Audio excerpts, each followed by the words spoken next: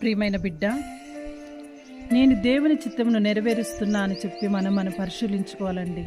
మీ యొక్క జెండర్ కాదండి, ఆడ మొగ అని కాదు, మరి చిన్న పెద్ద అని కాదు, వయసుతో నిమిత్తం లేదండి, మన యొక్క రంగుతో నిమిత్తం లేదండి, మన యొక్క సౌందర్యంతో నిమిత్తం లేదండి, మన ఎత్తుతో, మన యొక్క శారీరక సౌందర్యం కాదండి. దేవుని యొక్క చిత్తాన్ని నేను ఎలా నెరవేరుస్తున్నానండి? దేవుడు నాకు ఇచ్చినటువంటి పనిని, నా బాధ్యతను నేను ఎంతవరకు నెరవేరుస్తున్నాను? నా బాధ్యతను నేను చేస్తూ ఉన్నాను, లేదా ఇతరుల మీద భారంగా మారుతూ ఉన్నానా? మరి నేను దేవుని చిత్తానికి ఇష్టమైనటువంటి పనులను చేస్తూ ఉన్నానా? దేవుడు నాకేం అప్పచెప్పాడు, ఆ బాధ్యతను నేను స్వీకరిస్తూ ఉన్నానా?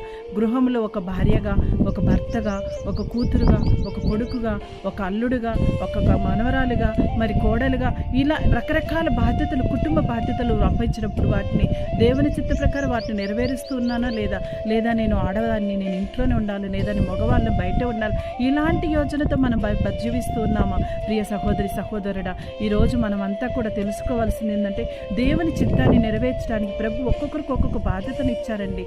నేను ఒక కన్యాశ్రీగా, సువార్థికురాలుగా నేను సువార్తను అందిస్తూ ఉన్నానని, లేదా ఆత్మ పరిశీలన చేసుకోవాలండి. ఎందుకంటే ప్రభువు అడుగుతూ ఉన్నారు, మరి పేతురు నువ్వు ఎక్కడ ఉన్నావని చెప్పేసి. పేతురు ప్రభువును దాచుకో కాదని చెప్పి వెళ్తున్నప్పుడు ఎక్కడ ఉన్నావంటున్నారు. మరి యోనా ప్రవక్తని ప్రభువు నినవే నగరానికి వెళ్ళి సువార్తను ప్రకటించి అక్కడ పశ్చాత్తాపం పొందమని చెప్పి, పాపాల నుంచి విముక్తి పొందించమని చెప్తే నినవే వెళ్ళటానికి యోనా ప్రవక్త భయపడినప్పుడు అయినా ప్రభు వదిలిపెట్టలేదండి.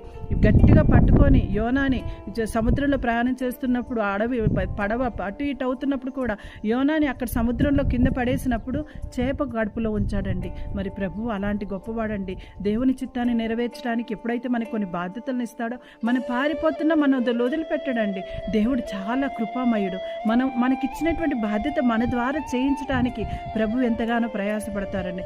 యోనాని 3 రోజులు 3 పగలు 3 రాత్రులు చేప కడుపులో ఉన్న మరి బయటకు వచ్చినాక ప్రభు ఏం చెప్తున్నారు? ఇప్పుడైనా నువ్వు నినివేకెళ్ళి అతడు ఎప్పుడైతే వాక్యాన్ని బోధించాడు, అక్కడ జనులందరూ కూడా పశ్చాత్తాపం పొందారండి. మరి ఈ విధంగానే నేను ఒక కన్యాశ్రీగా ఇక్కడ మహారాష్ట్రలోని ఆదివాసీ పీపుల్ దగ్గర నాకు తెలిసిన విధంగా నా సువార్తను చేయకపోతే, దేవుడు నాకు ఇచ్చినటువంటి బాధ్యతను చేయకపోతే నేను ఇంకెందుకు, నా జీవితం ఎందుకు? అలా ప్రతి ఒక్కరూ కూడా ప్రశ్నించుకోవాలండి. నా ప్రియ సహోదరి సహోదరుడా, దేవుని చిత్తానికి నువ్వు తల వంచుతున్నావా? దేవుని చిత్తాన్ని నువ్వు అనుగ్రహిస్తూ ఉన్నావా?